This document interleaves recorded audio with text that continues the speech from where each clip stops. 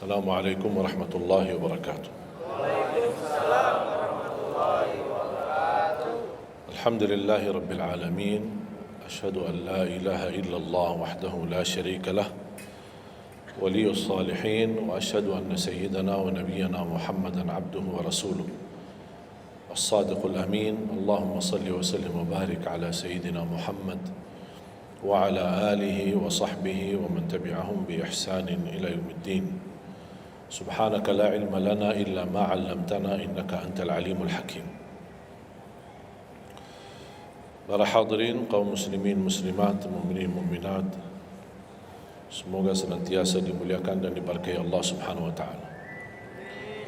Dalam kesempatan yang singkat ini, saya ingin mengingatkan beberapa amalan.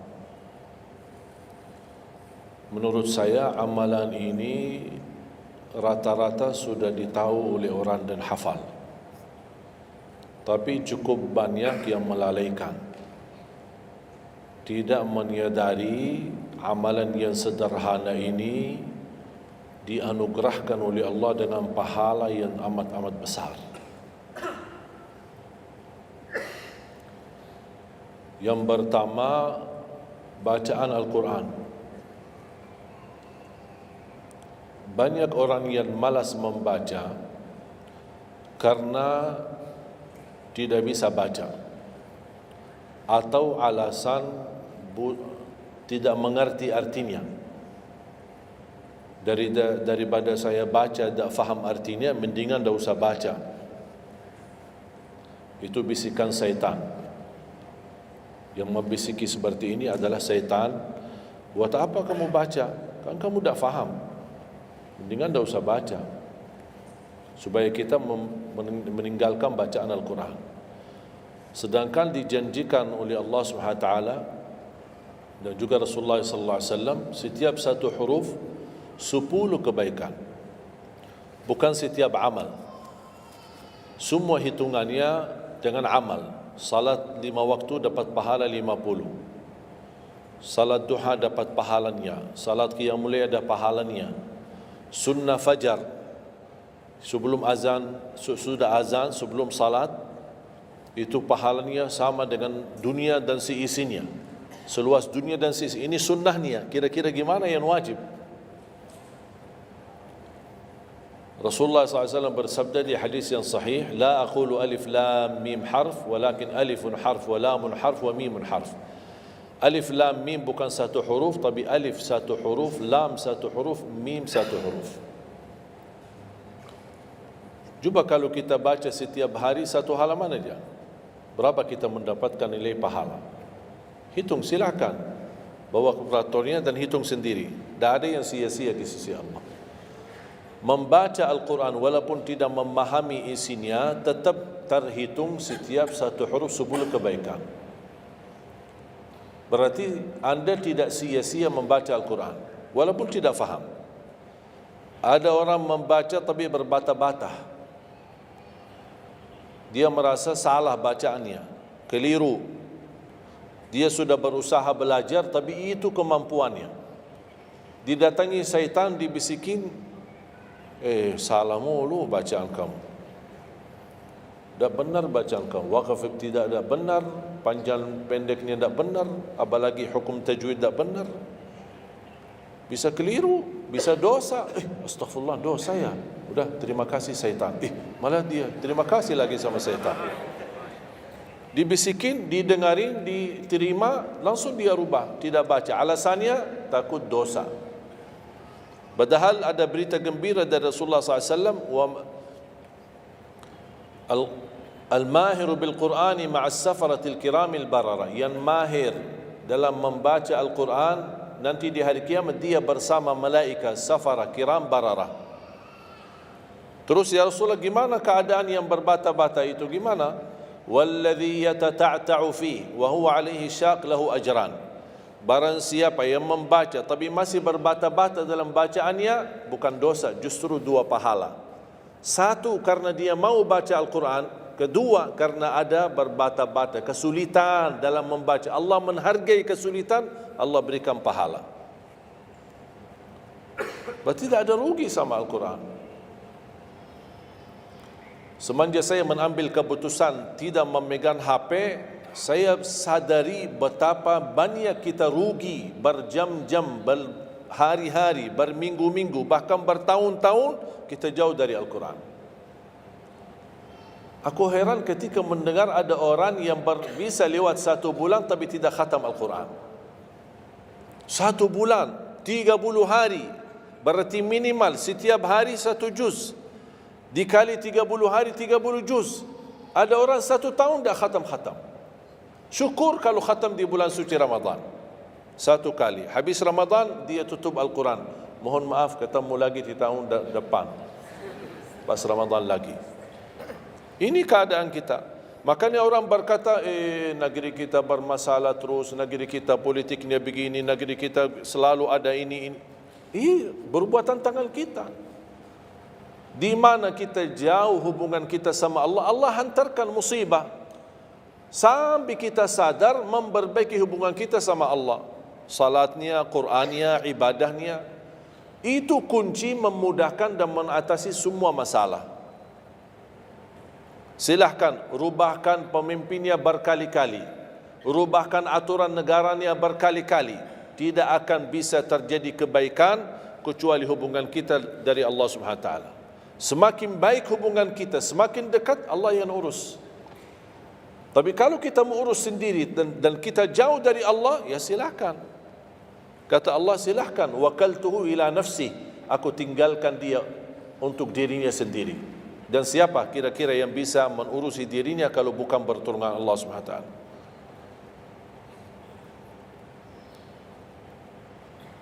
Jangankan bisa khatam Al-Quran dalam 30 hari, jangan 1 juz dalam 1 hari, 30 hari bisa dikhatam dalam waktu 10 jam.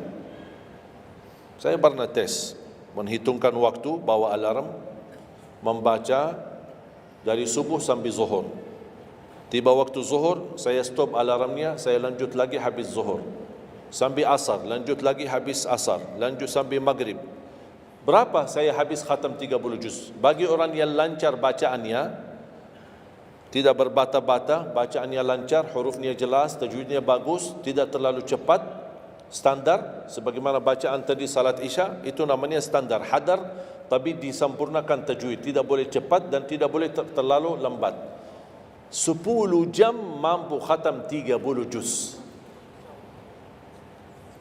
Saya punya teman sekolah di Madinah, dia berhasil khatam 30 juz dalam waktu 7 jam 49 menit. Makanya aku heran kalau ada orang berkata 1 bulan, mana bisa ya? Tahu enggak apa yang membuat masalah kita kenapa tidak bisa khatam Al-Quran? Karena suka lihat halaman belakang. Begitu buka baru mulai Al-Baqarah, Alif Lam Mim Dzalikal, buka terus halamannya. Sambil baca kita buka 600 sekian, kapan habisnya? Hudan lil muttaqin, sadaqallahul azim. Sudah langsung sadaqah karena sudah merasa berat. Dia menghitung halaman belakang sedangkan dia baru aja mulai 1 ayat. Dia langsung sadaqallahul azim. Syaitan tidak mungkin dan tidak senang melihat kita sering membaca Al-Quran. Kalau orang dulu susah baca Al-Quran wajar, karena susah menemukan Quran. Zaman sahabat cari kulit unta untuk tuliskan ayat yang Allah turunkan.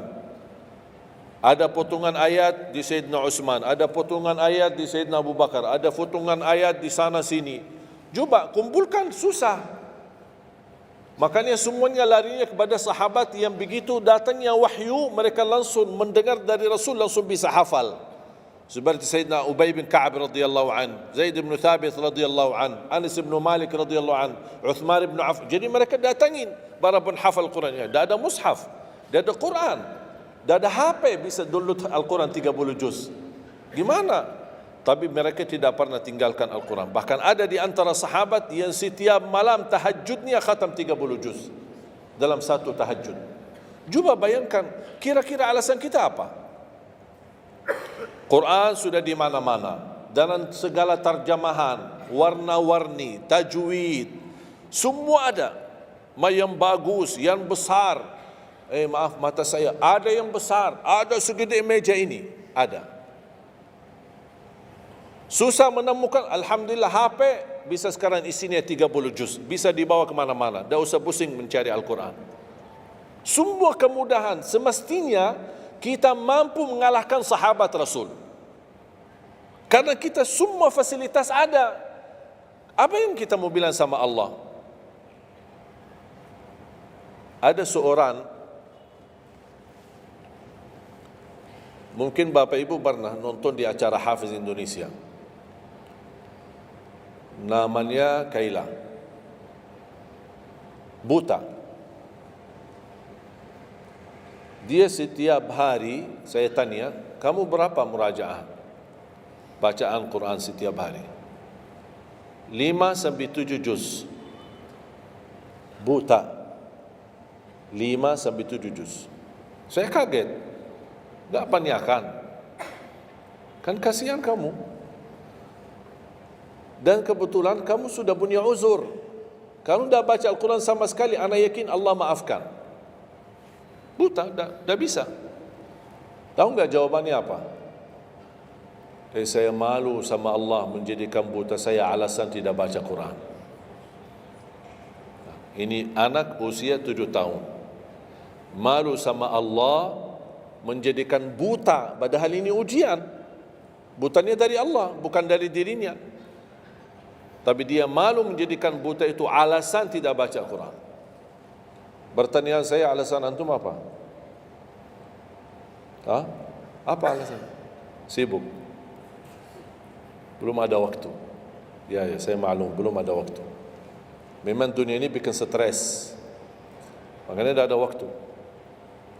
Saya nasihatkan mulai hari ini, jangan kasih Al-Quran sisa waktumu. Dalam istilah, kalau ada sisa waktu, insya Allah saya baca Quran. Kalau itu niatnya, dah bakalan.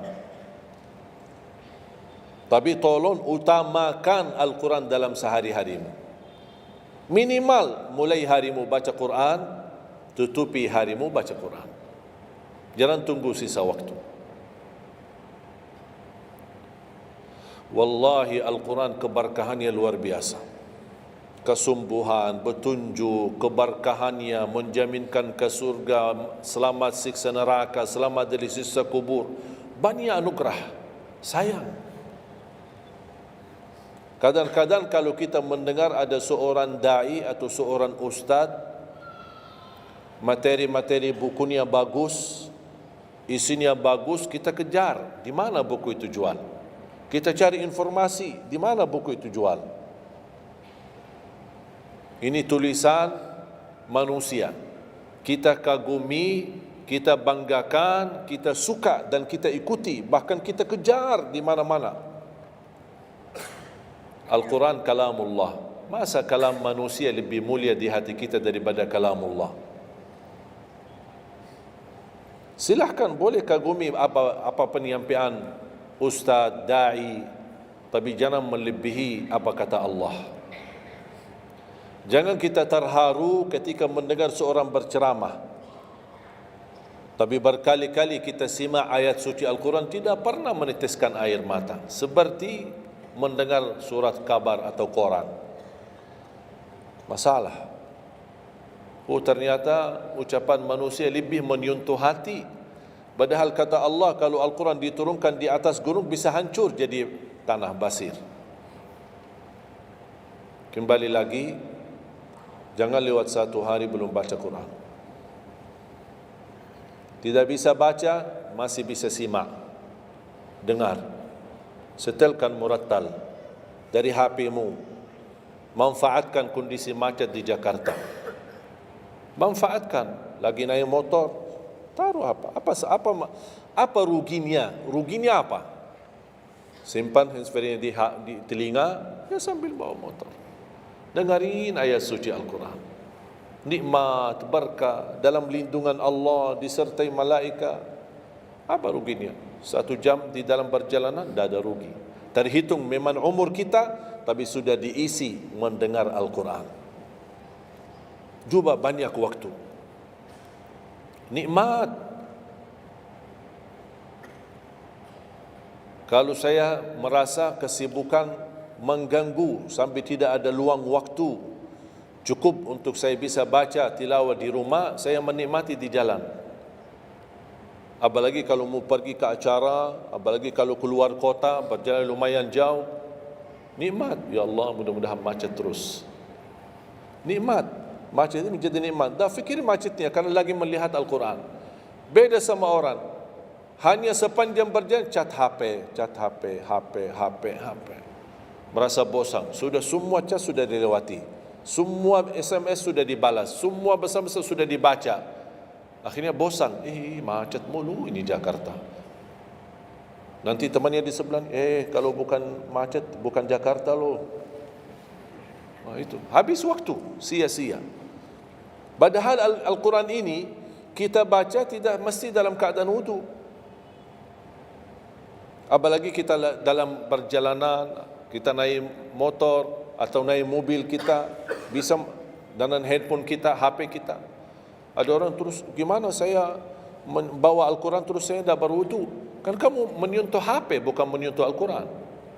Bersentuhan dengan HP.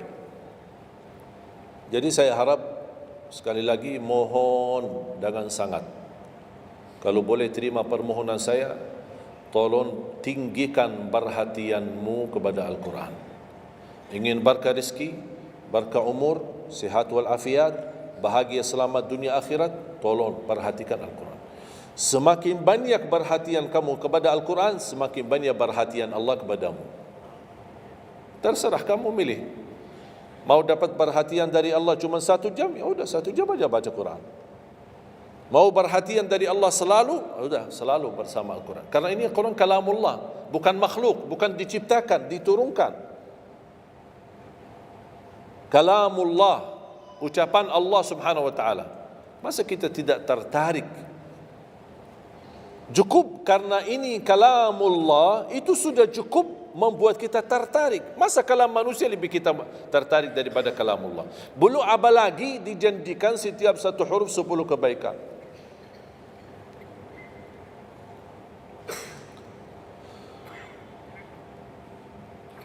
Kira-kira siap? Minimal mulai harimu baca Quran, tutupi harimu baca Quran. Habis bangun, sebelum beraktivitas baca. Baca apa? Bebas. Boleh enggak saya baca sambil khatam tapi saya tidak faham isinya? Boleh. Tetap dapat pahala setiap satu huruf 10 kebaikan. Baca sampai mempelajari isi maknanya, memahami maknanya, lebih besar lagi pahalanya. Membaca, memahami, menhayati lagi, lebih besar lagi pahalanya. Membaca, memahami, menhayati, menamalkan, lebih besar lagi. Kalau tidak bisa meraih semua pahala itu, ya paling minimal pahala bacaan. Kalau saya tidak dapat meraih pahala menhayati, pahala memahami, pahala menamalkan, apalagi saya orang awam tidak begitu mengerti apa yang semestinya saya amalkan, la yukallifullahu nafsan illa wus'aha. Amalkan sesuai kemampuan. Ada pelajaran ayat yang dibacakan tadi, kita bisa ambil maknanya, kita mengambil kesimpulannya. Jangan kita menjadi seperti golongan yang datang hari kiamat malah minta tolong diselamatkan oleh Allah dari neraka. Kalau di hari kiamat tidak bisa saling menolong, tidak bisa. Sekarang kita masih bisa saling membantu dan saling menolong. Dan di antaranya menolong diri sendiri. Jangan menunggu di hari kiamat. Jangan kita bisa menolong, tolong menolong.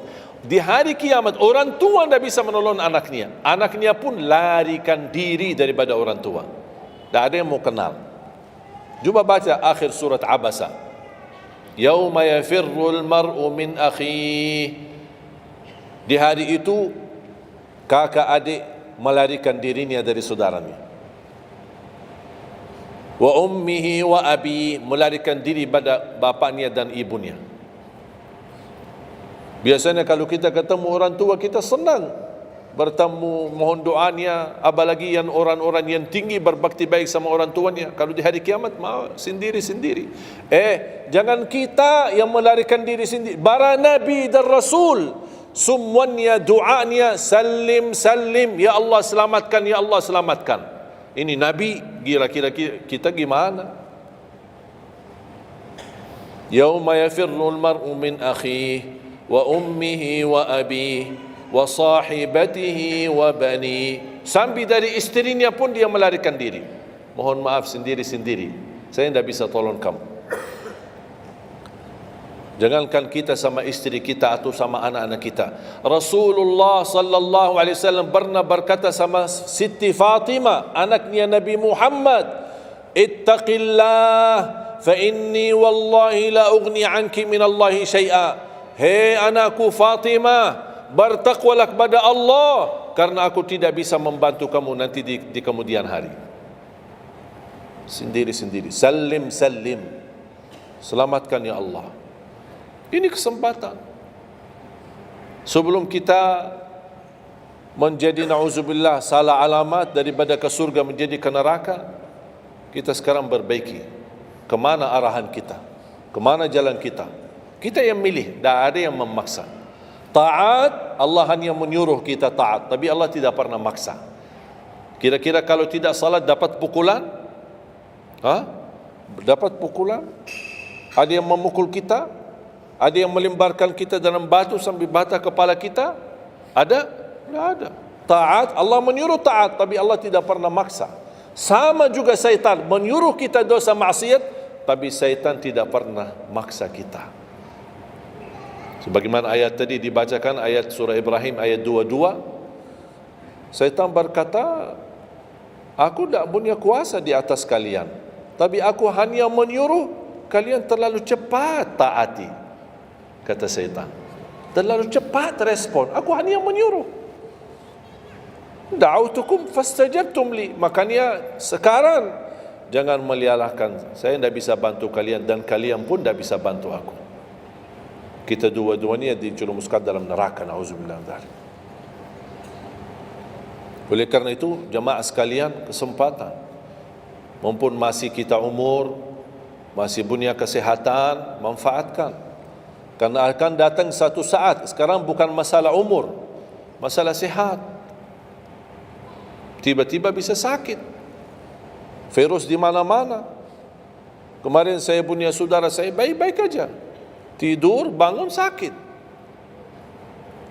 sampai matanya, mukanya macam sakit. Tiba-tiba tak bisa berbicara baik-baik, tak bisa baca Al-Quran dengan baik, tak bisa salat dengan baik. Ini kan mengganggu. Makanya Rasul mengingatkan, ketika anda sehat dan masih punya umur, jangan sia-siakan, karena akan datang satu saat anda tidak sehat dan tidak bisa maksimal ibadah. Selama anda masih bisa dan mampu maksimal ibadah, manfaatkan, jangan dirugikan. Akan datang satu saat anda tidak bisa. Saat anda berdiri, manfaatkan salatmu saat berdiri. Besok akan datang satu saat anda tidak bisa berdiri. Bahkan ada orang yang ingin sekali sujud, tapi dia bisa, karena sakit lutut, dia tidak bisa lipatkan kakinya, tidak bisa sujud. Betapa banyak orang yang merugi ketika dia sehat, dia tidak memanfaatkan dan menikmati ibadahnya. Yang kedua, doa azan. Setiap hari kita mendengar azan 5 kali. Sayang sekali banyak yang sibuk dengan handphonenya. Azan ini panggilan Allah.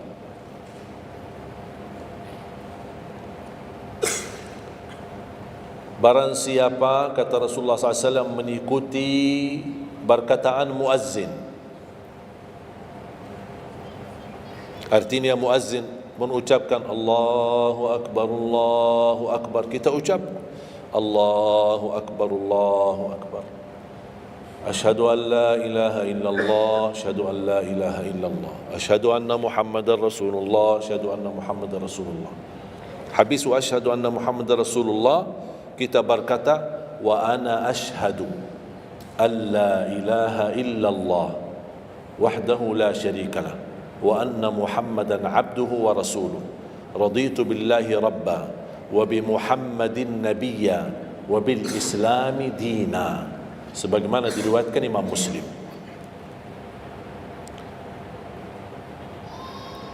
Hayya 'alas salah, kita jawab la haula wala quwwata illa billah.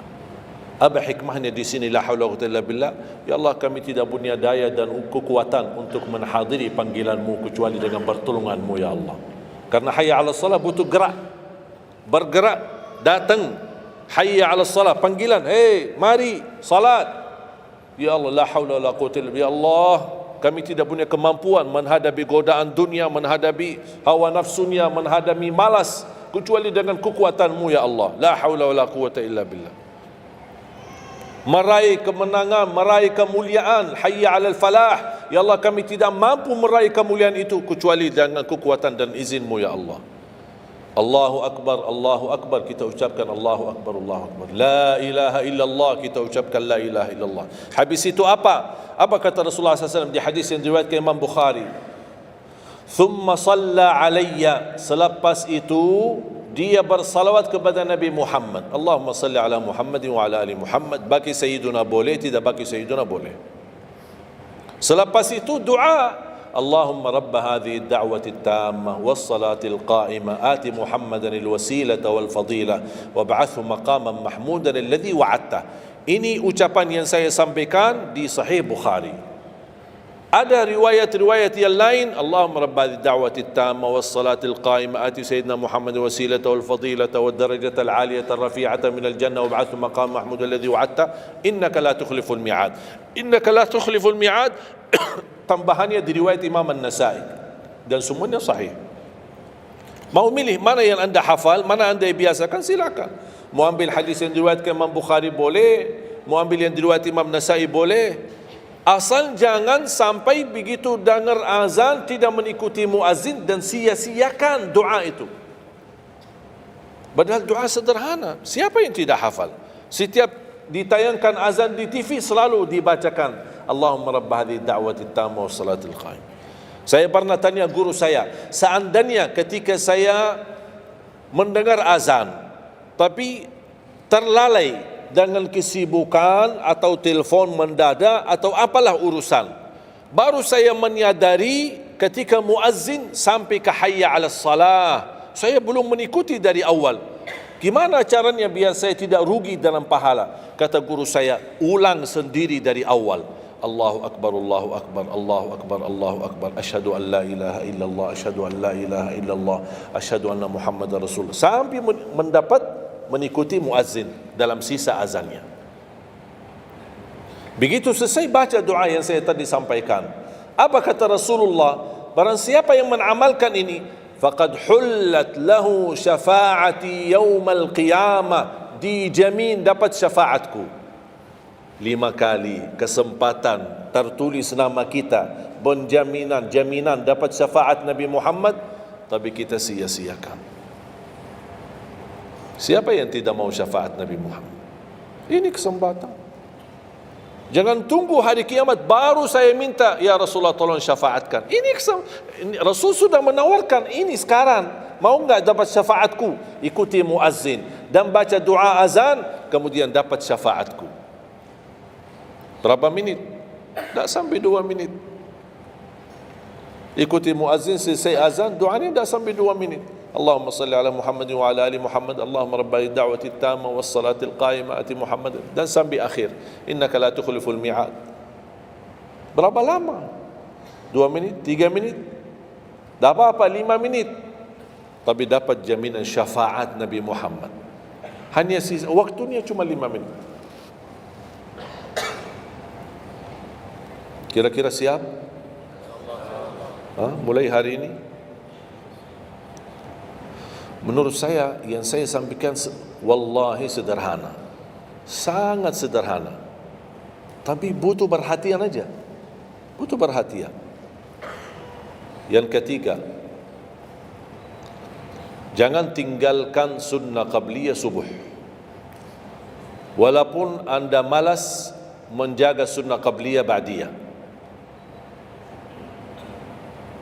Kalau anda merasa diri malas, banyak kan ada sunnah qabliyah ba'diyah. Kan ada sunnah qabliyah zuhur, ba'diyah zuhur, ada qabliyah ba'diyah maghrib, ba'diyah isya, qabliyah subuh. Kalau anda merasa malas melaksanakan sunnah-sunnah, minimal jangan tinggalkan sunnah subuh. Pahalanya lebih besar daripada dunia dan seisinya. Walaupun anda telat bangun, sudah kesiangan, tetap wajib ambil air wudu, laksanakan sunnahnya, baru salat subuhnya. Walaupun anda bangun jam 11 siang. Tetap banyak orang karena ketiduran dan terlewat waktunya, dia tidak salat subuh. Terus ini hutang, wajib bayar. Dan tidak bisa besok ganti subuh 2 kali. Tidak ada di dalam agama. Subuh, ya udah, ya Allah, nawaitu salat subuh yang kemarin karena saya ketiduran lillahi ta'ala. Tidak bisa. Apa kata ini? Bukan, mohon maaf, ini bukan kata saya supaya orang jangan ini pendapat baru. Bukan kata saya, tapi kata Rasulullah SAW. Bukan kata Majlis Ulama Indonesia, bukan kata saya, bukan kata siapa-siapa. Kata Rasulullah sallallahu alaihi wasallam di hadis yang sahih, "Man nama an salatin aw nasiyaha falyusalliha mata dzakaraha, la kaffarata laha illa dzalik." Ya Allah, terima kasih ya Rasulullah. Sepertinya Rasul sudah diberitahu umatnya bakal ketiduran banyak dari salat. Makanya sudah diberikan solusi. Seandainya ketiduran, ini juga kata Rasulullah, man nama an salatin, silahkan nanti anda pas pulang buka di Google, biar lihat sanad hadisnya ni. Oh, Syekh Ali kau bawain hadis yang dah benar ni. Silahkan. Tahu, kenal enggak Syekh Google? Syekh Google kenal? InsyaAllah semua ilmu dia tahu. Tinggal masukin aja. Barang siapa yang ketiduran dari salat, hadis. Terus klik, dia keluar. Semua dasarnya apa dijelaskan. Semua. Mu bahasa Arab ada, mu bahasa Indonesia ada, mu bahasa Inggris pun ada. Syekh Google hebat. Man nama an salatin aw nasiyaha falyusalliha mata dzakaraha, la kafarata lahu illa dzalik. Barang siapa yang ketiduran, coba ketiduran. Tidur menurut ulama dianggap uzur. Pernah istri saya ketika saya keluar kota, dia hubungi dan dia bangun kesiangan, kira-kira jam 8. Dia telefon dengan nangis-nangis. Kenapa nangis? Sakit? Enggak, ketiduran tadi subuh. Ya udah, ambil air wudu, salat subuh. Rasulullah aja pernah ketiduran dari salat subuh. Yang tidak boleh, jangan terlalu sering. Kalau sekali-kali karena sakit, terlalu lelah, capek, Allah maklumlah kita manusia lemah. Tapi jangan setiap hari ketiduran. Ya Allah, maaf ketiduran ya. Kira-kira di jam kantor, kalau setiap hari kita telat, alasannya, ya maaf bos, ketiduran. Besok lagi alasan yang sama, maaf ketiduran. Besok lagi alasan yang sama. Kira-kira gimana? Dipecat enggak? Dipecat. Malu kita, sama manusia aja tak berani kita dengan alasan yang sama, kita selalu itu aja. Masa sama Allah kita berani? Sekali-kali boleh uzur. Capek, sakit, sekali-kali, tapi jangan terlalu sering. Ketika kita bangun jam berapapun wajib laksanakan, karena kata Rasulullah tidak ada kafarah yang lain. Tidak ada kata ganti dengan uang atau ganti dengan sedekah atau ganti dengan, tidak bisa. Tunaikan. Falyusalliha, kata Rasulullah, falyusalliha, segerakan salat itu jam berapapun, walaupun kesiangan.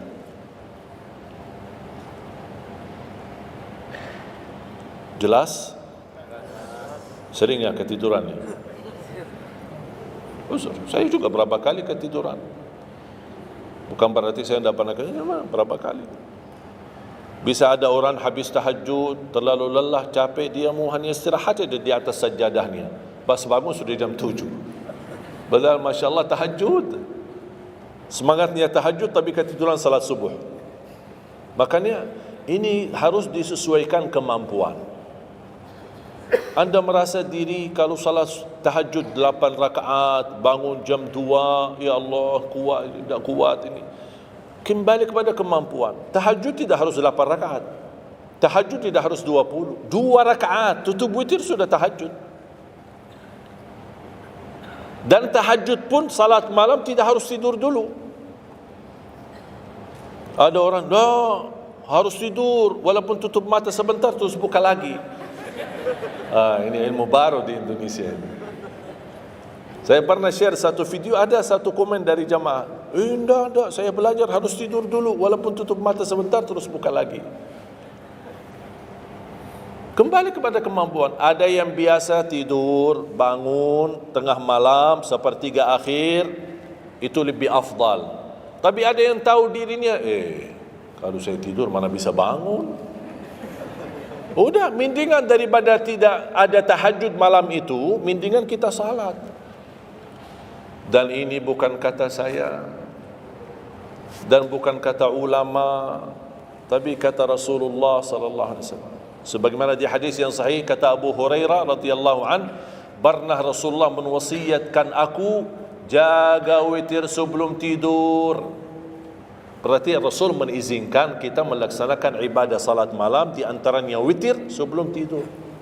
Umar bin Khattab radhiyallahu anhu punya kebiasaan witir sebelum tidur. Ditanya, kenapa witir sebelum tidur? Dia kata, saya takut meninggal dunia dalam keadaan tidur, belum tertulis nama saya sebagai ahli witir.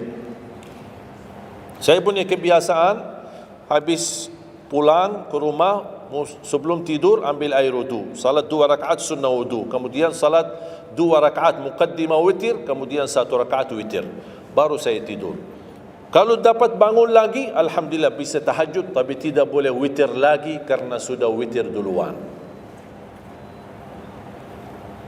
Sudah faham? Sederhana enggak Islam ini? Sederhana. Banyak orang yang berkeinginan tahajud, berkeinginan salat witir, tapi katanya harus tidur. Saya orang yang berat tidur. Kalau saya tidur mana bangun lagi? Udah, kesempatan bisa anda laksanakan sebelum tidur. Ada orang yang memang tidurnya aja akhir, jam 12, jam 1 baru dia bisa tidur. Ya mendingan daripada tidak salat malam sama sekali, mendingan salat dulu baru tidur. Dapat bangun, alhamdulillah. Tidak dapat bangun, sudah tertulis namamu, sudah salat, sudah ahli witir. Innallaha witir, yuhibbul witir, fa'autiru. Allah maha witir, Allah maha witir, Allah cinta witir, jagalah witir. Dan ini termasuk 2 sunnah yang Rasul tidak pernah tinggalkan, sunnah subuh sama sunnah witir. Sakit, sehat, mukim, di dalam kota, musafir, keluar kota, perang, aman, damai, tetap tidak pernah tinggalkan 2 sunnah itu. Sunnah subuh sama sunnah witir. Itu kebiasaan Rasulullah SAW. Kalau anda merasa pun sakit, tidak bisa berdiri, tidak bisa qiyam, bisa anda laksanakan witir dalam kondisi duduk. Yang terakhir, ayat al-kursi.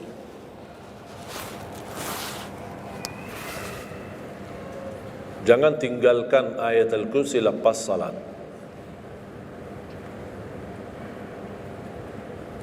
Jangan tinggalkan ayat kursi lepas salat. Salat wajib. Sama ketika mau tidur. Cuma 1 ayat. Tapi tahu enggak pahalanya apa? Kan habis salat kan ada zikir-zikir kan? Istighfar, tasbih dan yang lain-lain. Di antaranya baca ayat kursi. Tahu enggak pahalanya apa? Ada yang pernah baca pahalanya apa? Barang siapa yang membaca ayat al-kursi setiap habis salat fardu, laisa bainahu wa bainal jannati illa an yamut. Tidak ada sesuatu yang mampu menghalanginya masuk surga kecuali menunggu mati. Cuma baca ayat kursi. Dan ketika mau tidur, lagi buru-buru, ada meeting, ada rapat, ada urusan mendadak, habis salat, astaghfirullah, astaghfirullah, astaghfirullah, Allahumma antas salam wa minkas salam, sampai selesai, langsung baca ayat kursi. Terus subhanallah itu yang lain-lain gimana? Tak apa-apa, sambil jalan. Naik motor, subhanallah, subhanallah, subhanallah, subhanallah, sambil jalan. Subhanallah ada riwayat 33, ada riwayat 25, ada riwayat 10, minimal 10. Subhanallah 10 kali, Alhamdulillah 10 kali, Allahu Akbar 10 kali. Itu yang paling sederhana. Saya bagikan ini, biasanya kalau saya isi di kementerian atau di pejabat, saya kasih zikir-zikir begitu. Pak, subhanallah cuma 10 kali. Biasanya kita tahu 33. Lah, ini khusus buat pejabat. Yang penting zikir, supaya jangan tinggalkan. Zikir.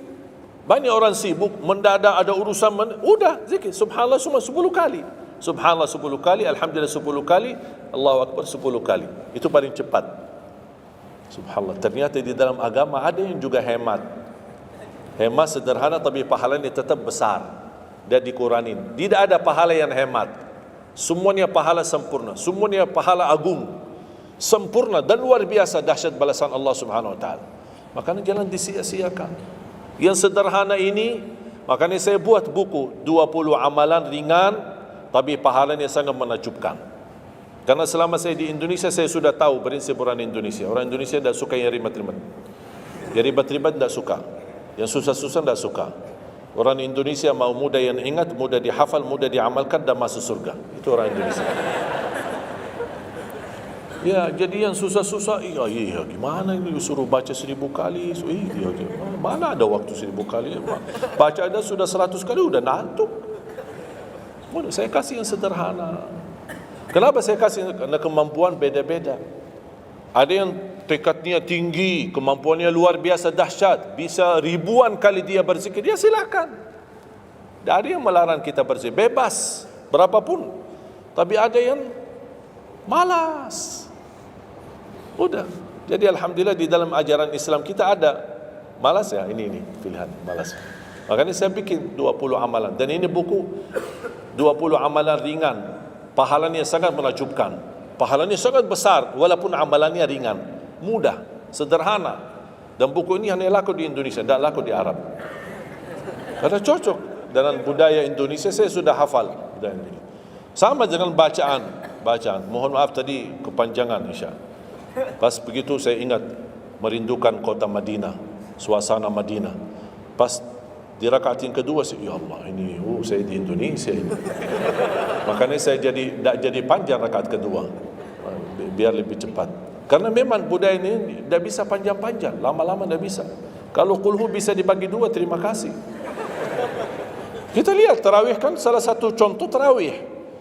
Walaupun 23 rakaat jumlahnya banyak, tapi ayatnya pendek.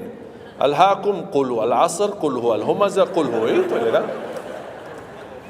Ini budaya. Kita kan hormati budaya, harus belajar.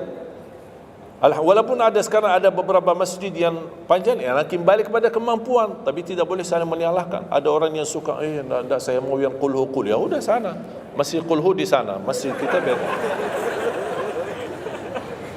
Yang penting kita bisa jaga salat. Dan yang terpenting dalam salat ini adalah yang terjaga kekhusyuan. Bukan masalah jumlahnya, bukan masalah kepanjangannya, tapi kekhusyuan. Tumaknina, karena tumaknina rukun dalam ibadah salat. Sama seperti rukun qiyam, rukun baca al-fatihah. Tumaknina. Apa itu tumaknina? Ketenangan dalam salat. Bacaannya tenang, gerakannya tenang. Bukan kejar-kejaran. Imamnya baru baca al-fatihah, sudah amin. Imam makmum belum selesaikan ini, terus dikejar imam. Imam Allahu Akbar, sami'allahu bihamdihi, Allahu Akbar, Allahu Akbar, Allahu Akbar. Imam makmum jadi kasihan. Kejar, dia tidak bisa baca. Makmum, wallahi makmum tidak bisa baca apa-apa. Hanya fokusnya bisa kejar imam. Yang penting jangan sampai tertinggal imam. Yang saya fikirkan, kasihan yang tua-tua, bapak-bapak. Gimana yang bapak-bapak? Kalau yang muda-muda masih bisa kejar imam, terus yang bapak-bapak gimana? Setiap gerakannya batuk 10 kali. Rukuk batuk lagi, sujud batuk lagi. Karena pelan-pelan gerakannya.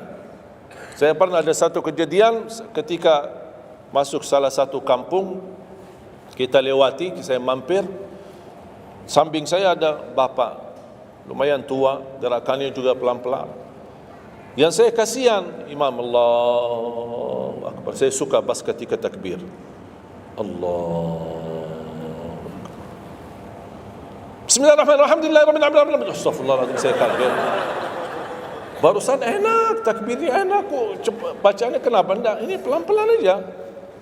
Santai aja, santai. Walaupun baca satu ayat dua enggak, bukan masalah berapa banyak bacaannya. Yang penting kekhusyuan, tumakninah, karena rukun tumakninah. Allahu Akbar, sami Allahu liman hamidah. Saya lihat bapak ini yang sebelah saya. Saya masih bisa kejar imam. Bapak ini enggak kejar-kejar. Imam sudah rukuk, bapa belum rukuk. Begitu imam sami Allahu liman hamidah, bapa nak jadi rukuk, dia ikut sami Allahu liman hamidah. Astaghfirullahalazim. Bas sujud, kita sudah sujud 2 kali, bapa kan pelan-pelan sambil batuk. Terus dia turun sujud. Pas dalam kondisi sujud, kita sudah berdiri, bapa kan baru dia turun, dia berdiri lagi. Astaghfirullahalazim. Pas di rakaat yang kedua, saya megang tangannya, Pak, kita pulang aja deh. Biar bapak salat di rumah. Kasihan bapak tidak bisa salat, tidak bisa rukuk, tidak bisa sujud, tidak bisa apa-apa. Makanya tumakninah bukan wajib, bukan sunnah, tapi rukun dalam salat. Dan tidak sah, walaupun salat sunnah, tidak sah salatnya seorang kalau dia tidak membawa tumakninah. Tidak sah. Disyiarkan, disyairkan, diviral.